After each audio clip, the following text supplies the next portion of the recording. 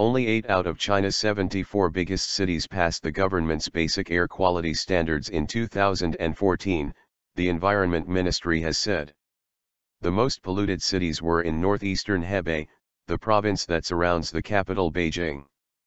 Beijing and Shanghai both failed the assessment, which was based on measurements of major pollutants. China is attempting to cut pollution, but the country still relies heavily on coal for its energy needs. The government shut more than 8,000 coal-burning factories in Hebei last year.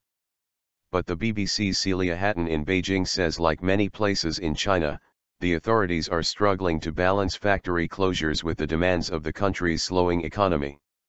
The Environment Ministry's statement published on its website, in Chinese, noted that the 2014 result was an improvement over the previous year, where only 3 cities met the standards. But it added that presently, the country's air pollution situation remains serious. The assessment was based on readings of pollutants such as PM2.5, PM10, nitrogen dioxide, carbon monoxide and ozone. The southern city of Haikou, in Hainan province, was found to have the cleanest air. Most of the 8 cities that made the grade were in the east of the country. Meanwhile, the northern industrial city of Baoding had the dirtiest air.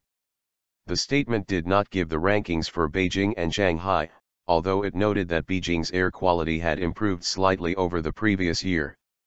The Chinese authorities announced a war on air pollution last year, and recently began publishing figures for the air quality in China's cities. Officials have pledged to restrict consumption of coal, scrap millions of cars and rely more on clean energy sources. At November's APEC summit, China made a historic pledge that its carbon emissions would peak by 2030, but did not set a specific target. It also attempted to improve the air quality in Beijing during the APEC summit, imposing tight limits on car use and ordering factories to close in the weeks leading up to the meeting. The temporary improvement in air quality was termed APEC Blue, and the government has since promised to make it a permanent feature by improving air quality countrywide.